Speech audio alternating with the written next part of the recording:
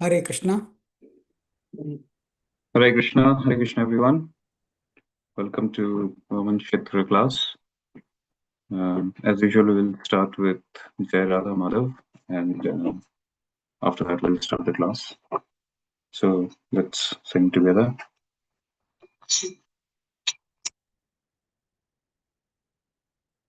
Jaya Radha Madhava, Jaya Kunja Vihari, Jaya Radha Madhava,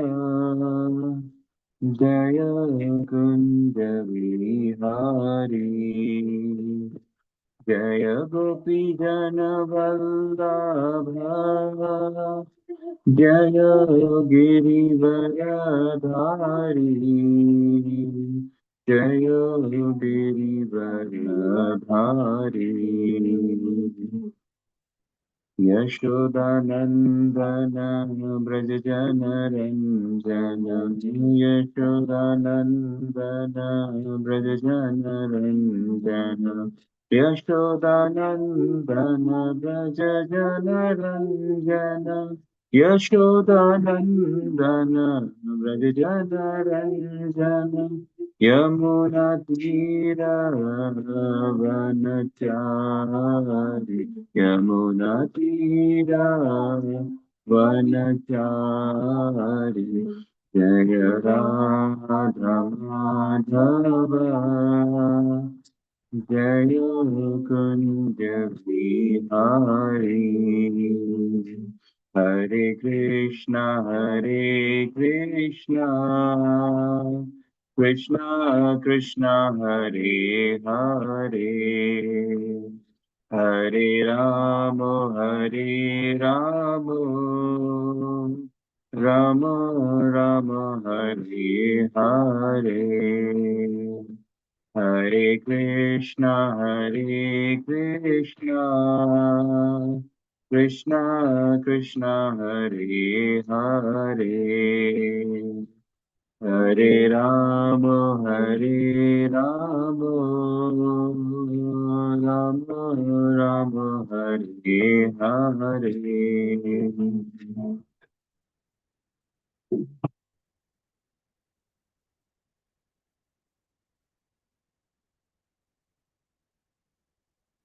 Okay. Can you see my screen? Can you all see my screen? Yes, Prabhu. So Prabhu, you can see the 4.18 verse, right? Yes. Okay. All right. Okay. Please repeat after me. Om Namo Bhagavate Vasudevaya. Namo Bhagavate Vasudevaya.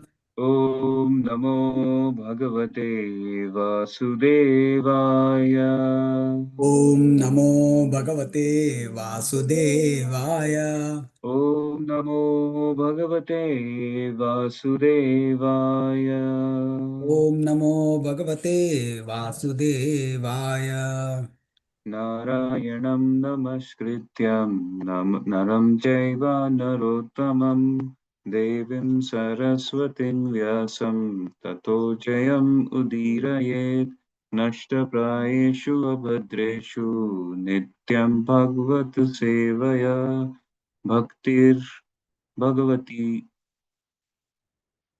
Bhaktir नष्टप्रायेषु अभद्रेषु नित्यं भागवत सेवया भगवती उत्तमश्लोके भक्तिर्भवति नश्यकी कृष्णाय वासुदेवाय देवकी नन्दनाय च नन्दगोपकुमाराय गोविन्दाय नमो नमः नमः पङ्कजनाभाय नमः पङ्कजनामिले नमः पङ्कजनेत्राय नमस्ते पङ्कजाङ्ग्रहे.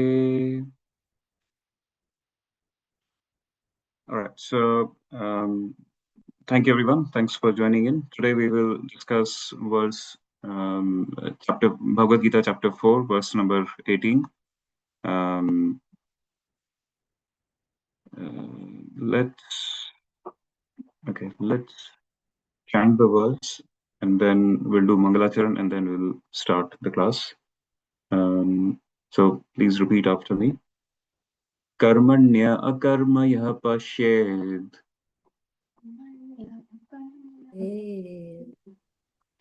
Akarmani cha karmaya. Mani cha karmaya. Sa buddhimana manusheshu. Sa buddhiman manushyesu. Sa yukta kritsna karma krit. Sa yukta Krishna karma krit. Karmanya akarmaya pashed. Naya karmaya pashed.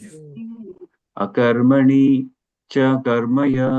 Akarmani cha karmaya.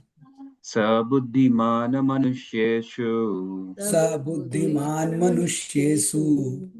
Sa yukta kritsna karma krit. Sa yukta Krishna karma krit.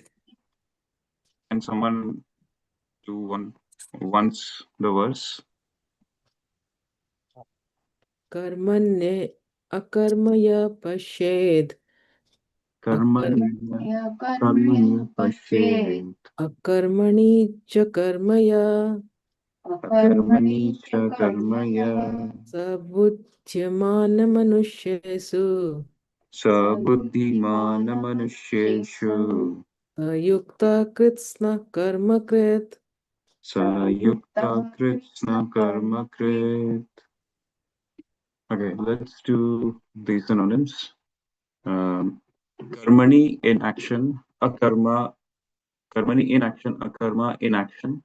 Yaha one who, pashet observes, akarmani in inaction, cha also, karma fruitive action. Yaha one who, saha he, buddhiman is intelligent, manusheshu in human society. Saha he, yukta is in the transcendental position. Krishna Karmakrit, although engaged in all activities.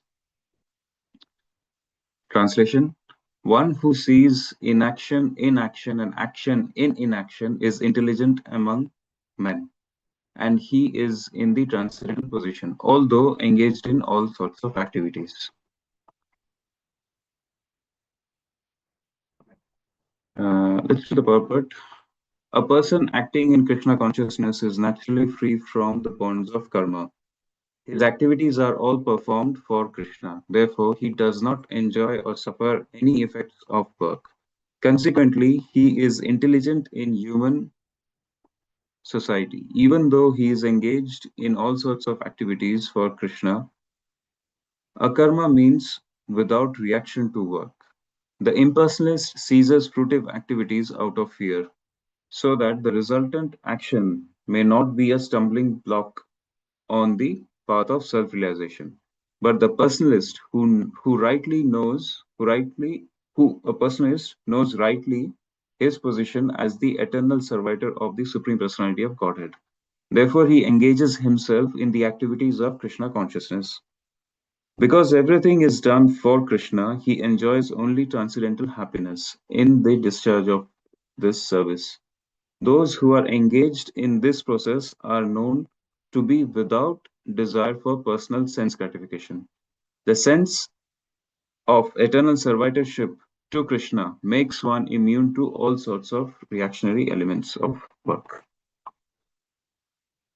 Alright, so let's do Mangalacharan, and then we can start the class. So please sing with me. Om Ajnanatimirandasya Jnananjanan Shalakaya Chakshurunmilitam Yena Tasmai Shri Gurave Namaha Shri Chaitanya Manobishtam Stapitam Yena Bhutale Swayam Rupa Kadamayam Dadati Swapadantikam Vandeham Shri Guru Shri Yuta Padakamalam Shri Gurun Vaishnavamscha Shrirupam Sagrajatam Sagana Raghunatham Vitam Tam Sajivam Sadvaitam Savadhutam Parijana Sahitam Krishna Chaitanya Devam Shri Radha Krishna Padan Sahagana Lalita Vishakha Vidamsha He Krishna Karuna Sindhu Dinabandhu Jagatpate Gopesha Gopika Kanta Radha Kanta Namostute Tattvakanchana Gaurangi Radhe Vrindavaneshwari Rishabhanu Devi Pranamami Hari Priye Vanchakalpatarubhyascha Kripa Sindhu Taivacha Patita Pavanebhyo Vaishnavebhyo Namo Namaha Jai Sri Krishna Chaitanya Prabhu Nityananda Shri Advaita Gadadhara Shivasadi Gaura Bhakta Vrinda Hare Krishna Krishna Krishna Hare Hare Hare Rama Rama Rama Hare Hare Hare Krishna Krishna Krishna Hare Hare Hare Rama Rama Hare Hare Hare Krishna Krishna Krishna Hare Hare Hare Rama Rama Hare Hare. Okay. Okay, so this is chapter 4 of Bhagavad Gita, verse number 18. And in this chapter, from verse 16 onwards, Krishna started talking about the Karma Yoga. In previous verses, we have covered the three important concepts of what is karma, what is akarma, and what is vikarma. Here, it is the next step of or characteristics of an intelligent person who understands the difference between action, inaction, or negative actions. So Krishna goes on describing the characteristic of a man who has this understanding of seeing an action in inaction and inaction in action. So as the purport says, that he is intelligent in human society, even though he is engaged in all sorts of activities for Krishna. So Prabhupada is talking about two categories of, or two classes of people here. One is the Mayavadis or impersonalists, and second is the devotees, or those who are who do their regular activities, and while doing so, they are offering their results to Krishna. Actually, before getting into that, let's revisit the definition of karma, akarma, and vikarma. So, as we know, karma are those activities which are done as per the prescribed. They are prescribed duties. They are done as per the scriptures. When someone performs karma or prescribed duties, he acquires punya, right? So, and as that person continues to acquire punya, the result of acquiring that punya is he goes to higher planetary system. So maybe Swargalok or some other higher platform where that person can go and enjoy their life. And then once his punya is finished, that individual has to come back to earthly planets. So kshine punya, once the punya kshins, then he has to come back.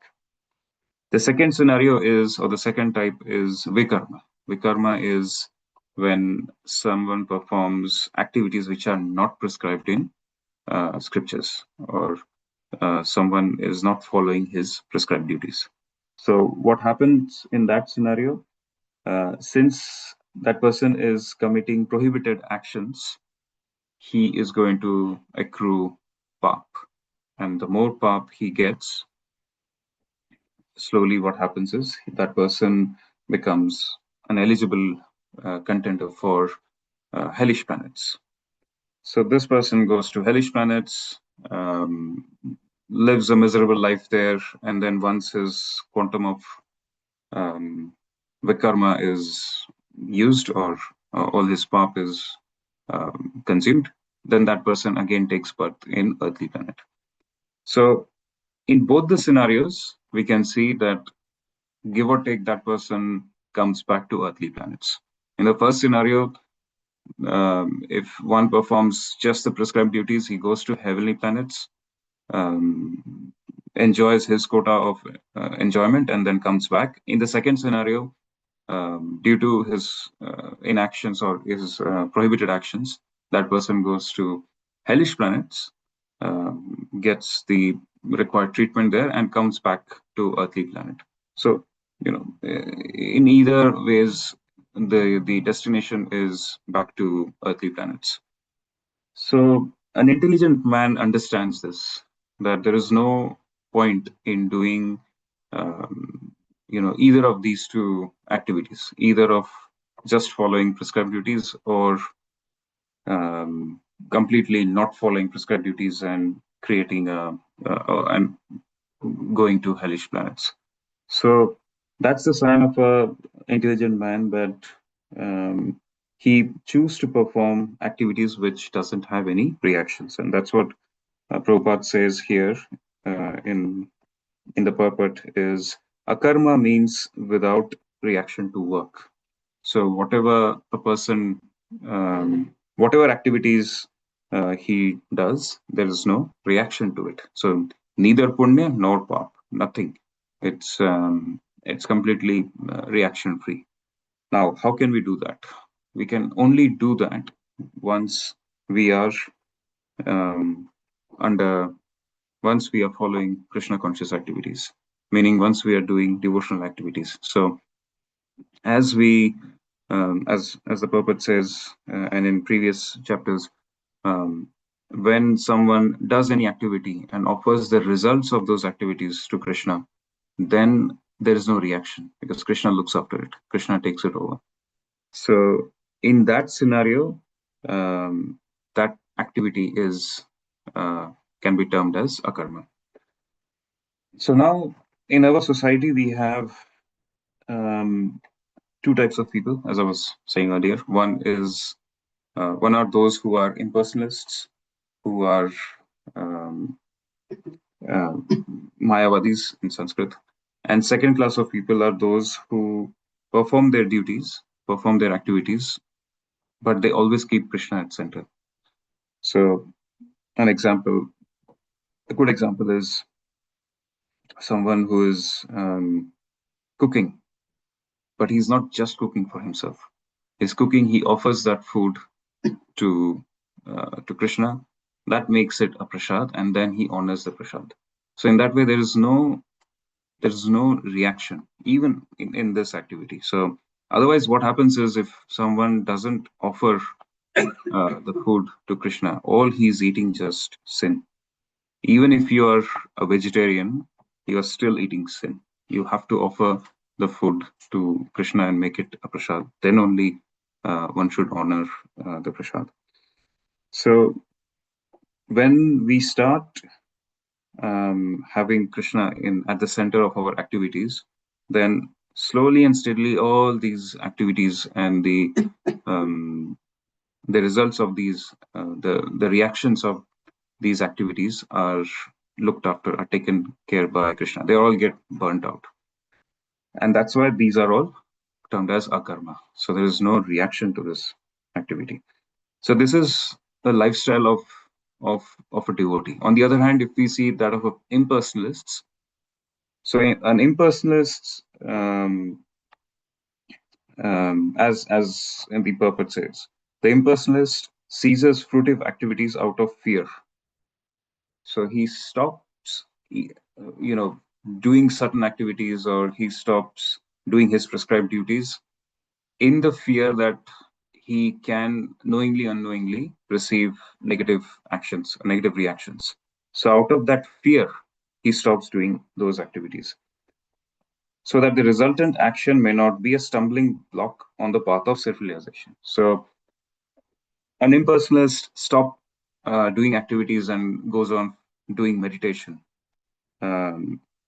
So that's not the correct state of work. That sort of person is also not helpful in the society. And this is where Krishna is saying in the translation is this is an example of inaction, or the example of inaction in action and action in inaction.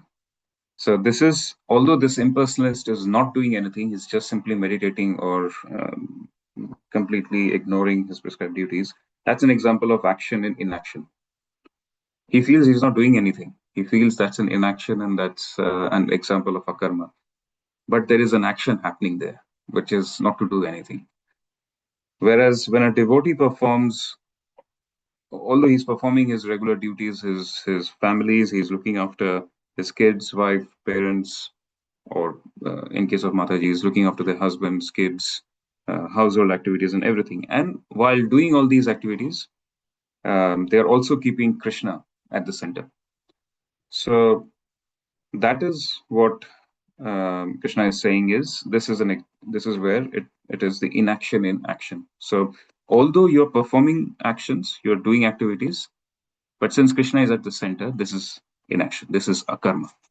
This is inaction. It's a one word. It's not in action. These are not two words. This is just one word. In action, which is akarma. And what happens in an akarma is you don't get any reactions. There's no there's no punya or pap. There is no negativity or positive thing. So your transition after leaving this body is to go back to Godhead. And that's what Prabhupada also suggests. So at the end, I can say those who are engaged in this process are known to be without desire for personal sense gratification. And we will see in the next verse where Prabhupada connects our devotional activities and how that impacts our desire for sense gratification. But in this verse, Prabhupada says those who are engaged in this process are known to be without the desire for sense gratification. So the desire for sense gratification slowly, steadily goes away. And how that goes away, we will see in the next chapter, in next verse. But in order to perform a karma, in order to perform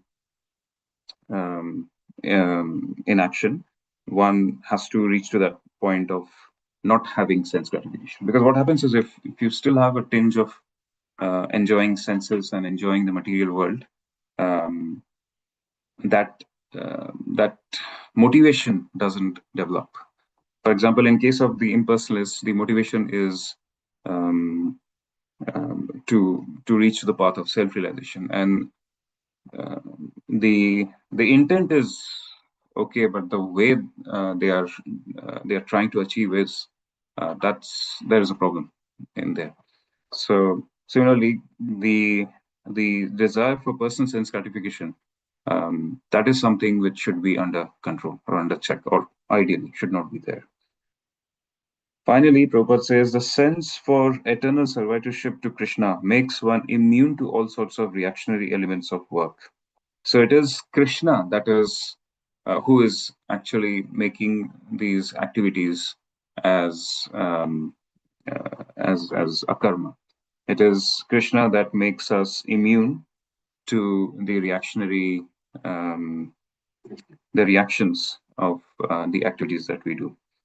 So, and it's not that hard. All our acharyas suggest us is whenever we do something, we should have Krishna at the center. We should always keep Krishna as the center. Always remember Krishna and never forget Krishna. Right? We learned it in Bhakti Shastri. So, if we can reach to that state of always remembering Krishna and perform your regular activities, we are no different from any other person in doing activities. The only difference between us and karmis are, for us, Krishna is at the center, and we follow the Shastra and our acharyas and gurus. Others, it's not the same. Otherwise, the difference is not much. Our intent, our motivation is different than others. So we should continue to offer our results to Krishna, and in that way, all our activities become reaction free. So that's in essence of this verse. There's one more thing I want to add here is it's highly suggested that we also stay under in satsang, because this habit of sense gratification doesn't go that easily. So only when we are in association of devotees, uh, we are in association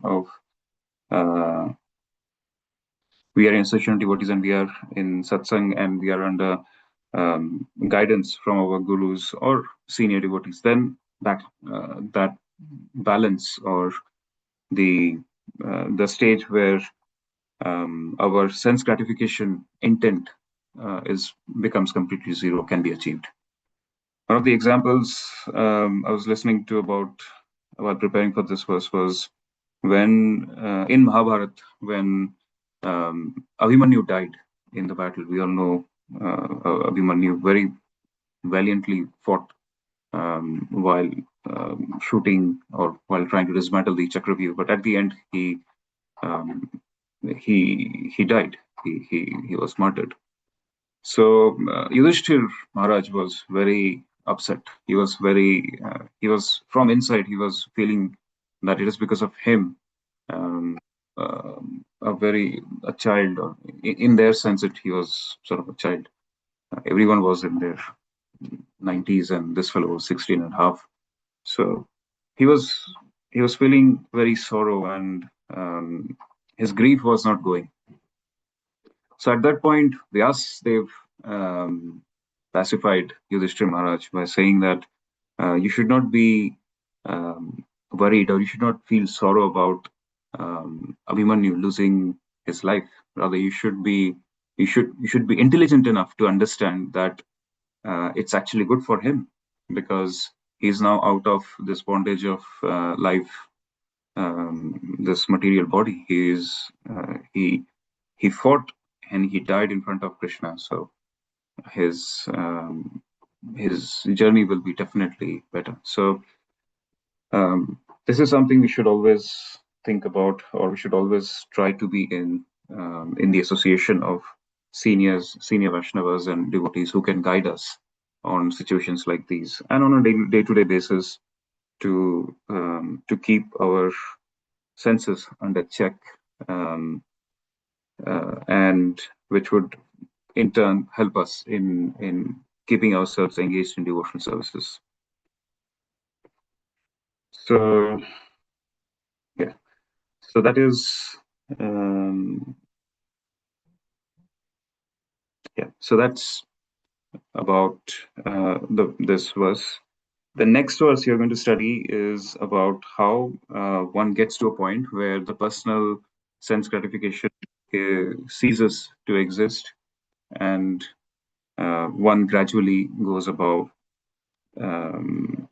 his own personal needs and personal gratification, and gets his mind fixed in doing devotional service.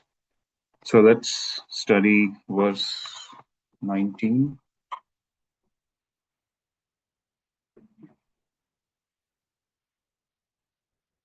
Okay.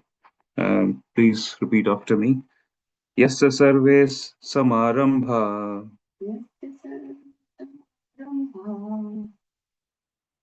You can unmute yourself.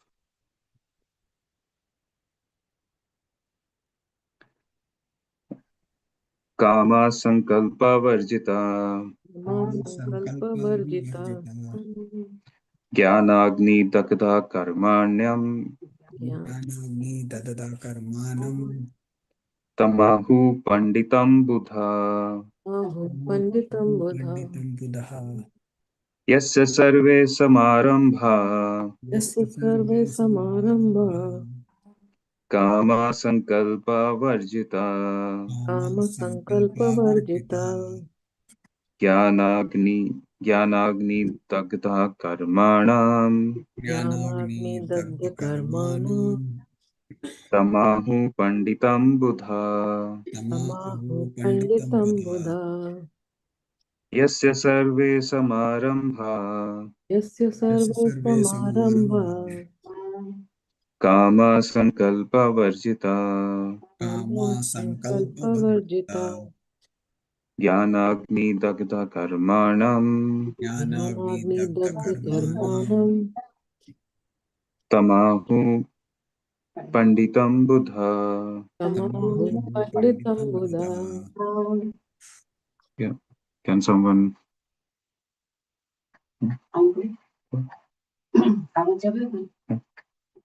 यस्य सर्वे समारम्भा Yasya sarve survey samarambha समारम्भा कामसङ्कल्पवर्जिताः कामसङ्कल्पवर्जिता varjita ज्ञानाग्निदग्धकर्माणम् jnanagni dagdha karmanam तमाहुः पण्डितं बुधाय tamahu panditam पण्डितं Buddha buddha. Let's do word by word translation.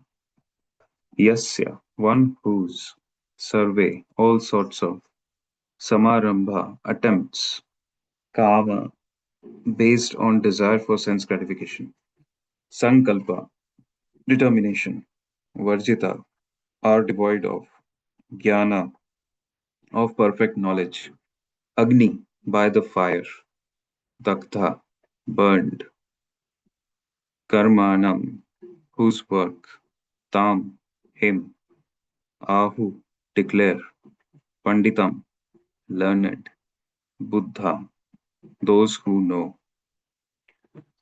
Okay, translation by Srila Prabhupada. One is understood to be in full knowledge, whose every endeavor is devoid of desire for sense gratification. He is said by sages to be a worker for whom the reactions of work have been burned up by the fire of perfect knowledge.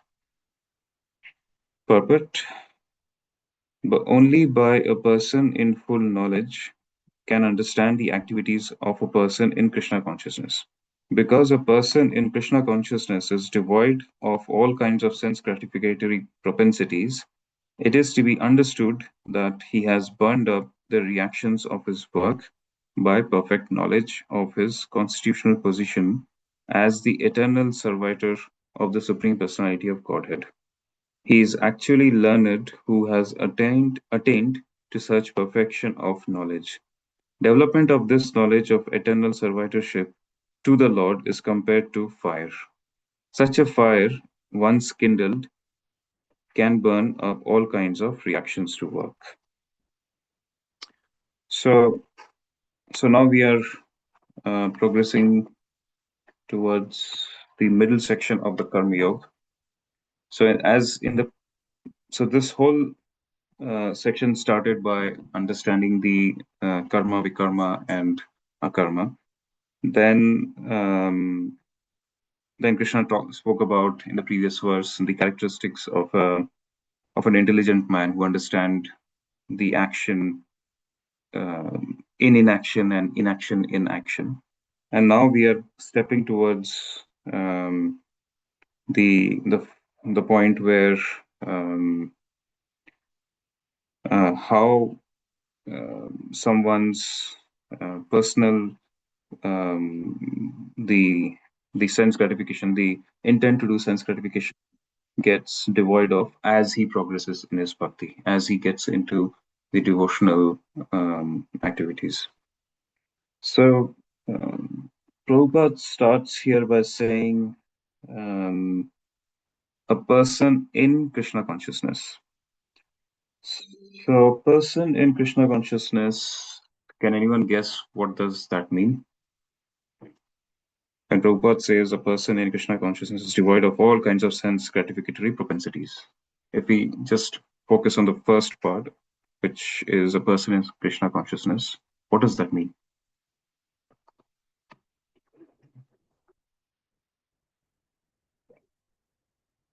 Anyone can answer.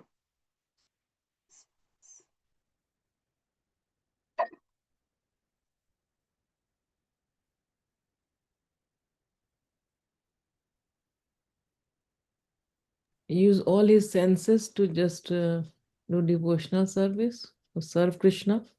Yes, yes. So a person in Krishna consciousness is a person who understands that he's the servant of Krishna, and his sole focus is to please Krishna. And in order to please Krishna and or do any devotional activity, he uses his senses to do devotional service. So, so a person in Krishna consciousness knows his spiritual position, um, and that is to serve the Lord. Now, imagine, just like in a state, we have the prime minister and the president and all other big ranks, big head of states. Right now, G7 meetings are going on, I think, in Canada. And you can see all heads of states. They are taking pictures together. They are discussing all world problems, economic development, so on and so forth. But if you have noticed, they don't just go by themselves. Along with the prime minister, look at Prime Minister of India or Prime Minister of Australia. When they go in such meetings, along with them, an army of other people also travel. So the likes of their PAs, their journalists, the army, his bodyguards, so on and so forth. Now, those who are associated with the prime minister or the president, they are also equally valuable. They are also their role is also very important, and hence they are also treated in a very honorable manner. So, in a very mundane, materialistic example, you can see that if you associate yourself with some higher ranking officials, you get nearly the same sort of respect, same sort of power, same sort of honor in the society. Similarly, when we associate ourselves with Krishna as Krishna's servant, we also become eligible for similar sort of ranks. And Krishna is not just a prime minister or president of a country. He is the master of all the universes, not one or two universes, all the universes combined together.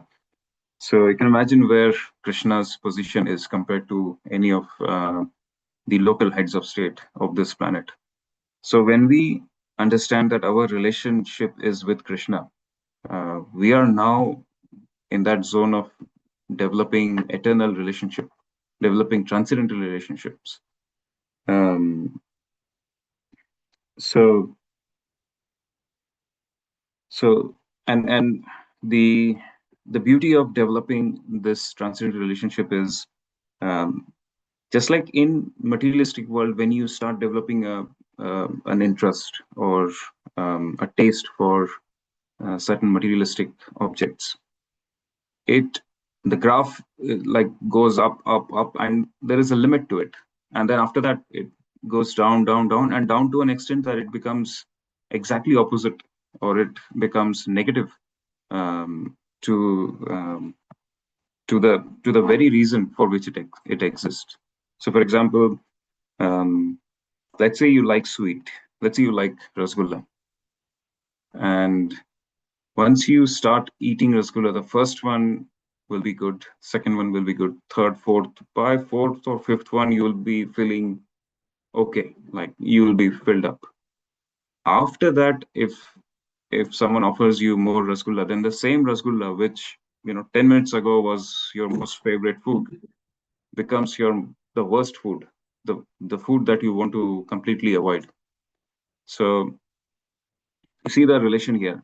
At the start, this sweet was your most favorite sweet, most favorite sweet. And now once you hit a ceiling, once you had 4 or 5, this is now sort of the most the food that you want to avoid. You don't even see the food. And this is the nature of all materialistic um, achievements or sense gratificatory activities. It goes to a point, it hits the ceiling, and after that, it slowly becomes a problem for the very first existence. Whereas the relationship with the Supreme, or this transcendental relationship with the Supreme, is not like that. It is actually the opposite. The more you do it, the more taste you get, and the more you start liking it. And this graph just keeps going up, up and up and up. There's no ceiling to it. So once someone develops that taste, which is a higher taste than, of course, it's transcendental in nature, it is connecting us with the Lord, it has to be higher than our materialistic desires.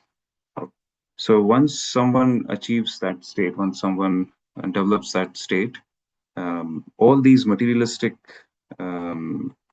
achievements and materialistic desires starts to fade. The more one develops love for Godhead, the more his or her desires starts to go down, and it's like a completely opposite relationship. The more we develop love for Krishna and the taste for doing devotional service and staying connected with Krishna, the more our taste to enjoy the materialistic achievements or materialistic happiness starts to go down, and it goes down, down, down, down to a point where a person becomes completely devoid of any materialistic propensities. And that's what Prabhupada is saying, is because the person in Krishna consciousness is devoid of all kinds of sense gratificatory propensities, it is to be understood that he has burned up the reactions of his work by perfect knowledge of his constitutional position as the eternal servitor of the Supreme Personality of Godhead. So as someone develops his love for Godhead, his desire for materialistic activities and desire for enjoying material world goes down. And since that goes down, automatically the reactions will go down. So you see both the 18th chapter, 18th verse and 19th verse, they're quite complementing each other. In 18th verse, we learned that how one should see the action and inaction and the reasons of it. And in this verse, we are now getting into the depth of it, is the more we develop that love for Godhead, automatically our karmic actions will reduce, our attachment to those karmic actions will reduce, and which will automatically make our reactions to go down. So, and we have seen examples, right? Some of the really good examples were chanting. So we have Namacharya Haridas Thakur. He's Acharya of Nam, of chanting the holy name. He used to chant 22 hours a day, 22 hours a day. This is just a sheer example of how when you start chanting the holy name, and we all have done that, right? We start with 1 round, 2 rounds, 4 rounds, 8 rounds, and by the time you realize you're already in 16 rounds, and then those who are Paramahansas, they reach 96, 64 and 96 rounds. So that taste someone develops, and the more they chant, the more they polish themselves, the more they glitter in the spiritual activities. So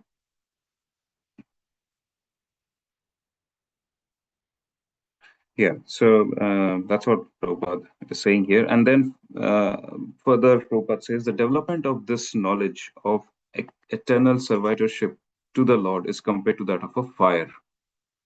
So we know what fire does. Fire burns everything. Everything and anything that comes on its way, it will burn it. So similarly, the knowledge is compared to that of a fire. So just like fire burns any materialistic thing, or when pralay happens, depending on which pralay we're talking about, it burns everything. So similarly, such a fire, once kindled, like once it starts, can burn all kinds of reactions to work. So, but then question is, what is burning this reaction of work? What is it that burns this reaction of work? It's the fire. And what ignites the fire? It is the transcendental knowledge. And how do one gets this transcendental knowledge? That is by serving Krishna, serving the devotees. So it's a chain reaction. We start with serving Krishna, or and chanting is also one of the ways to serve Krishna. And that intent or that activity of serving Krishna gives us the knowledge. That knowledge then becomes the fire which burns all the reactions to work.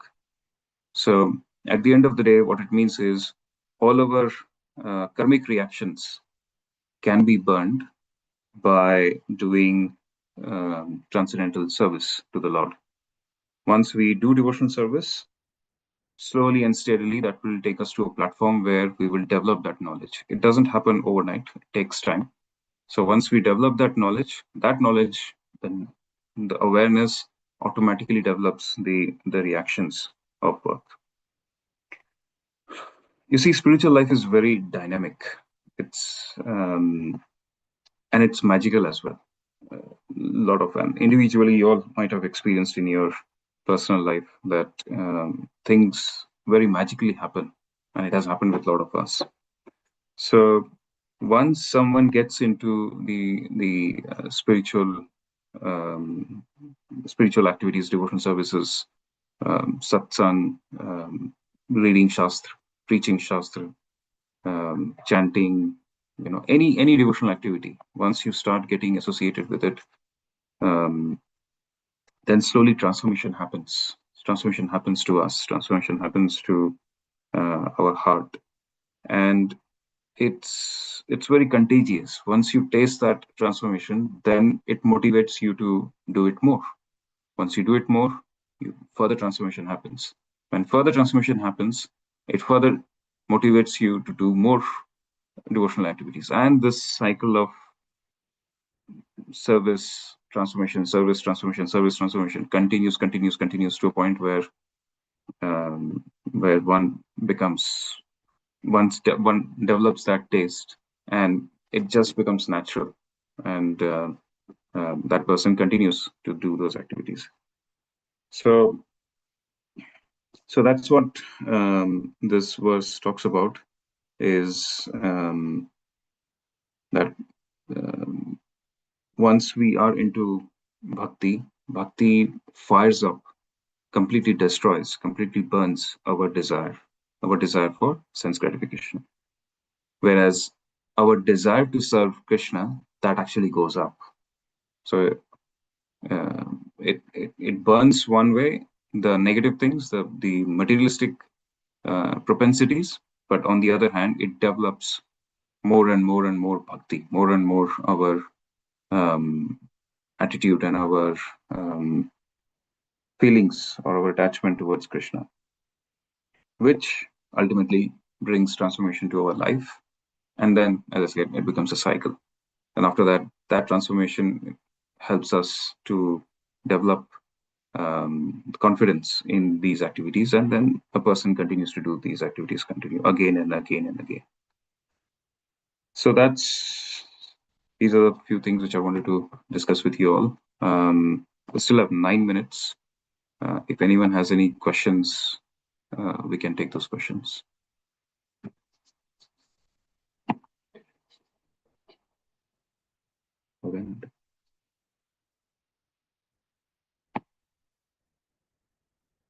Hare Krishna, Prabhuji, could you please explain one more time just karma, akarma, and vikarma, the difference?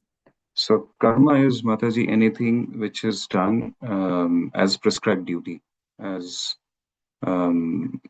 activities that are done by following the injunctions of Shastra. That is karma. Prescribed duty, anything that you are doing as per Shastra is karma. But there's no bhakti involved in this. It is purely activities done, and at times it could be very much give or take sort of relationship. Vikarma is entirely opposite. When you do something which is not prescribed by the scriptures. So scriptures, it says don't kill, don't kill animals or don't kill anyone, you still kill someone, that's an example of vikarma.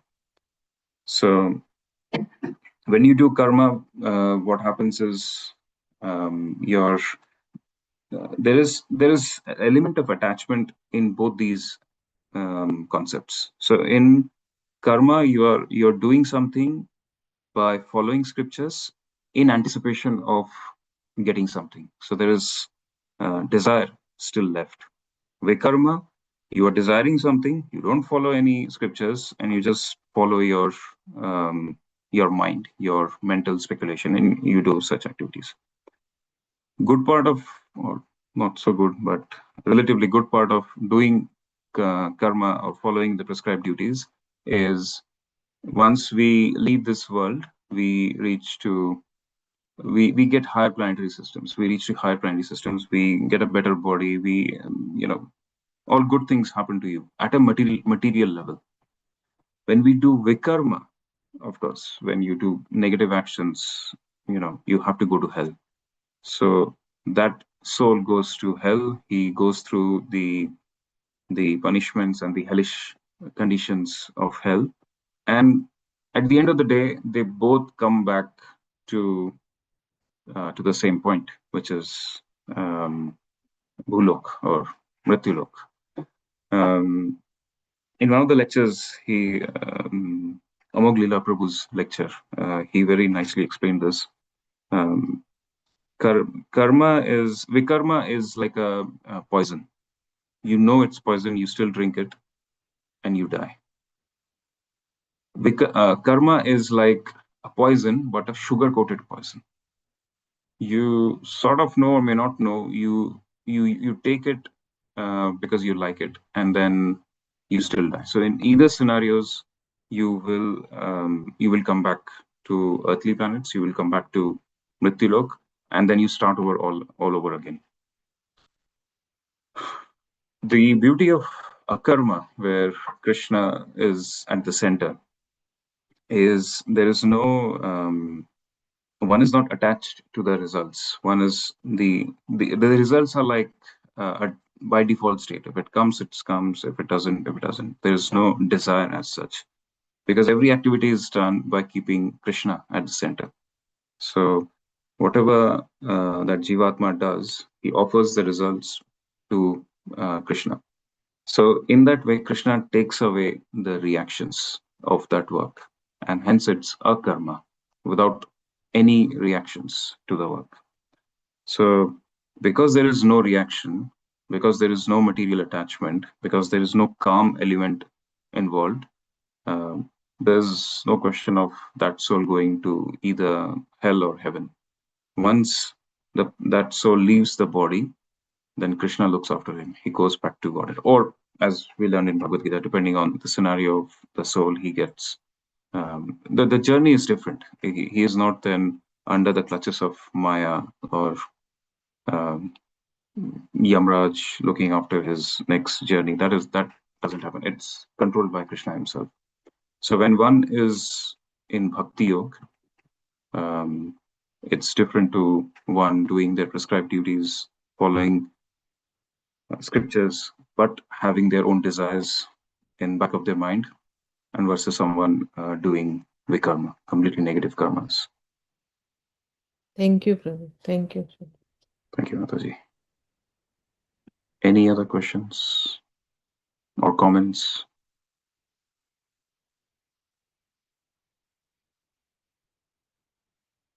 Hare Krishna, nice class, Prabhuji. Thank you. Hare Krishna, Mataji. Thank you. Okay, if no more questions, then we can stop here. Mahavasu Prabhu, we are good to stop. Yes, thank you very much, Prabhu. So we will meet again next week, and thank you very much. So Srimad Bhagavad Gita ki jai. His Grace Naam Avatar Das Prabhu ji ki jai. Srila Prabhupada ki jai. Guru Srila Gurudev ki jai. Samasta Gaura Bhakta Vrinda ki jai. Jai Gaur Premanande. Hari Hari. Hari. Thank you very much. Thank you, Hare Prabhuji. Krishna. Thank you, Prabhuji. Hare Krishna. Thank you. Hare Prabhuji. Krishna. Hare Krishna.